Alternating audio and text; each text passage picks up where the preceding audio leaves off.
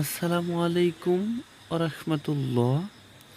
প্রিয় দর্শক, আজকের আলোচনায় আমরা জানব ফজরের নামাজের পরই ঘুমালে মানুষের দেহ ও জীবনে কী ধরনের ক্ষতি হয়। অনেকে ফজরের নামাজ শেষে আবার বিছানায় ফিরে, অথচ ইসলাম এবং বিজ্ঞানের আলোকে এটা শরীরের জন্য মারাত্মক ক্ষতির কারণ হতে পারে। ইসলামী দৃষ্টিকোণ থেকে রাসূলুল্লাহ সাল্লাল্লাহু আলাইহি সাল্লাম দোয়া করেছেন, হে আল্লাহ, আমার উম্মতের সকলকে আমার জন্য সকালকে বরকতময় করে দেন। অর্থাৎ সকালের কাজ করার মধ্যে বরকত রাখা হয়েছে। তাই ফজরের নামাজের পর ঘুমিয়ে গেলে সেই বরকত থেকে বঞ্চিত হওয়ার ঝুঁকি তৈরি হয়।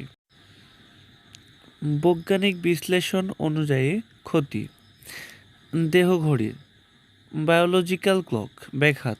ফজরের সময় শরীরে কর্টিসল নামক হরমোন বৃদ্ধি পায়, যা শক্তি, মনোযোগ এবং সতেজতা দেয়। এ সময় ঘুমালে প্রাকৃতিক দেহঘড়ি নষ্ট হয়ে যায়, ফলে সারাদিন ক্লান্তি, মাথা ব্যথা ও অলসতা দেখা দেয়।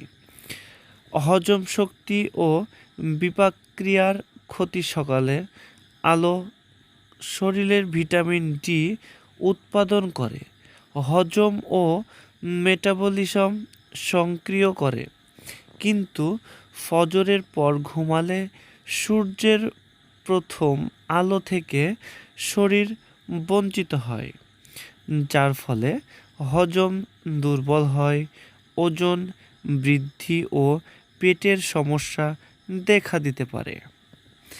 ৩ নম্বর হলো মানসিক স্বাস্থ্যের ক্ষতি। গবেষণা দেখা গেছে, ভোরের আলো না পাওয়া মানুষরা বেশি হতাশা, ডিপ্রেশন ও দুশ্চিন্তায় ভোগেন। ফজরের পর ঘুমালে মন মেজাজ খারাপ, অতিরিক্ত চিন্তা এবং কাজে অমনোযোগিতা তৈরি হয়। ৪ নম্বর, রোগ প্রতিরোধ ক্ষমতা দুর্বল হওয়া। সকালে তাজা বাতাস গ্রহণ শরীরের রোগ প্রতিরোধ ক্ষমতা বাড়ায়, কিন্তু আবার ঘুমিয়ে গেলে শ্বাস প্রশ্বাস অলস হয়ে পড়ে, যা ইমিউন সিস্টেমকে দুর্বল করে দেয়। ৫ নম্বর, আয়ু ও উৎপাদনশীলতার ক্ষতি।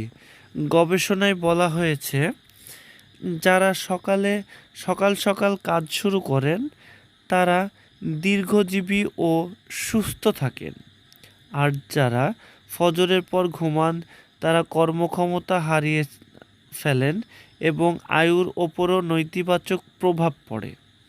প্রিয় দর্শক, ফজরের নামাজের পরে ঘুমানোর পরিবর্তে অল্প সময় কোরআন তেলাওয়াত করুন, আল্লাহর জিকির করুন অথবা হালকা শরীরচর্চা করুন।